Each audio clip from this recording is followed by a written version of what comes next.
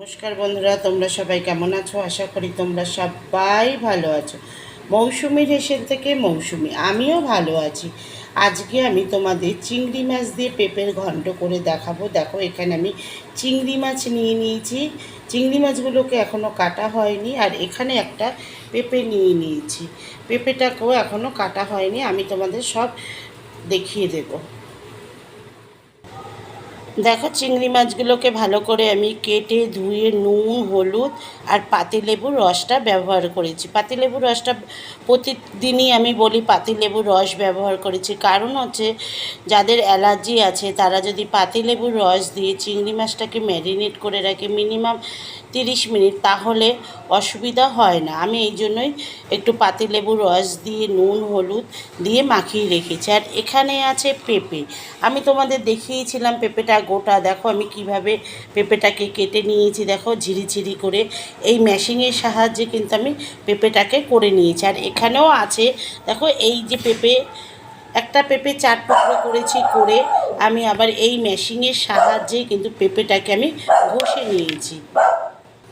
দেখো, তেলটা গরম হয়ে গেছে। এবার আমি নুন, হলুদ, পাতিলেবু মাখানো যে চিংড়ি মাছটা আছে দেখো চিংড়ি মাছগুলো ভাজা হয়ে গেছে। এবার আমি চিংড়ি মাছগুলো তুলে নিই। দেখো, চিংড়ি মাছ ভাজার তেলেই রান্নাটা কমপ্লিট করব। কাঁচা লঙ্কা আছে 4টে, তেজপাতা, দারচিনি, লবঙ্গ, এলাচ, সাদা জিরে, এগুলো আমি ফোড়নে দিয়ে দিলাম। আমি কিন্তু একটু আলু ব্যবহার করছি। দেখো, একটু ছোটো ছোটো করে আলুও কেটে নিয়েছি। ভালো করে সব মশলা সঙ্গে মিশিয়ে। দেখো আমি কী মশলা নিয়ে নিয়েছি। হলুদের গুঁড়ো, স্বাদ মতন চিনি, অল্প পরিমাণ কাশ্মীরি রেড চিলি পাউডার, আর লঙ্কা আদা পেস্ট, জিরের গুঁড়ো আর নুন, এগুলো আমি একটা মশলা রেডি করে রাখছি। দেখো, আলুগুলো ভাজা ভাজা হয়ে গেছে। এবার যে পেঁপেগুলো আমি ঘষে রেখেছিলাম সেই পেঁপেগুলোও কিন্তু আলুর মধ্যে আমি দিয়ে দিলাম। আজকে কিন্তু আমি তোমাদের পেঁপের ঘন্ট চিংড়ি মাছ দিয়ে করে দেখাচ্ছি। দেখো, আলুগুলো ভালো করে আমি পেঁপের সঙ্গে মিশিয়ে নিচ্ছি। এবার যে মশলাটা আমি রেডি করে রেখেছিলাম সেই মশলাটাও আমি দিয়ে দিলাম। দিয়ে ভালো করে সব মশলাগুলো আলু আর পেঁপের সঙ্গে। দেখো, পেঁপে আর আলুটা কিন্তু একদম ভাজা ভাজা হয়ে গেছে। সব মশলাগুলো একদম ভাজা ভাজা হয়ে গেছে, উপর থেকে তেল উঠে গেছে।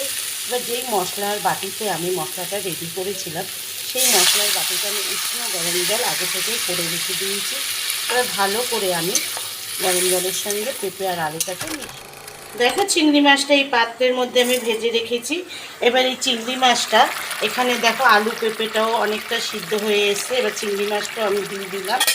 দিয়ে ধোয়ার জন্য দেখা যাচ্ছে না, আমি ভালো করে চিংড়ি মাছটা আলু পেঁপের সঙ্গে মিশিয়ে নিচ্ছি। আমি যেভাবে আজকে চিংড়ি মাছ দিয়ে পেঁপের ঘন্ট করে তোমাদের দেখাচ্ছি, তোমরা অবশ্যই এইভাবে করে কমেন্ট বক্সে কমেন্ট করতে একদম ভুলবে না। আর ইউটিউবে মৌসুমীর হেসেল বলে যে চ্যানেলটা আছে সেখানে তোমরা লাইক করবে, কমেন্টস করবে, শেয়ার করবে, আর অবশ্যই সাবস্ক্রাইব করবে। আর ফেসবুক পেজে মৌসুমীর হেসেল বলে যে চ্যানেলটা আছে সেখানে তোমরা লাইক করবে, কমেন্টস করবে, শেয়ার করবে, আর অবশ্যই পেজটাকে ফলো করবে। দেখো, আমি চিংড়ি মাছটা পেঁপে আর আলুর সঙ্গে মিশিয়ে নিয়েছি তোমাদের সঙ্গে কথা বলতে বলতে। দেখো, আমার পেঁপে আলুর ঘন্টটা কিন্তু একদম রেডি হয়ে গেছে। এবার আমি গরম মশলা দিয়ে দিলাম। ধোঁয়ার জন্য কিন্তু দেখা যাচ্ছে না।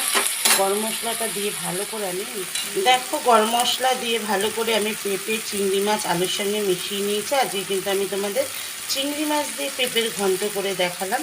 আমি গ্যাসটা অফ করে দিলাম, ঠান্ডা হলে আমি পরিবেশন করে। দেখো, আমি পরিবেশন করে নিয়েছি। দেখেছো, আমি যেভাবে আজকে চিংড়ি মাছ পেঁপে আলু দিয়ে ঘন্ট করে তোমাদের দেখালাম, আমি কিন্তু পেঁয়াজ রসুন ব্যবহার করিনি। আমি লঙ্কা আর আদা বাটা, জিরের গুঁড়ো, ধনের গুঁড়োও ব্যবহার করিনি। আমি যেভাবে করলাম তোমরাও এইভাবে করে কমেন্ট বক্সে কমেন্টস করতে একদম ভুলবে না। শেয়ার করবে, লাইক করবে, সাবস্ক্রাইব করবে ইউটিউবে। আর ফেসবুক পেজে সেখানে লাইক করবে, কমেন্টস করবে, অবশ্যই পেজটাকে ফলো করবে, আর বেশি বেশি করে শেয়ার করবে। আজকের মতন আসি।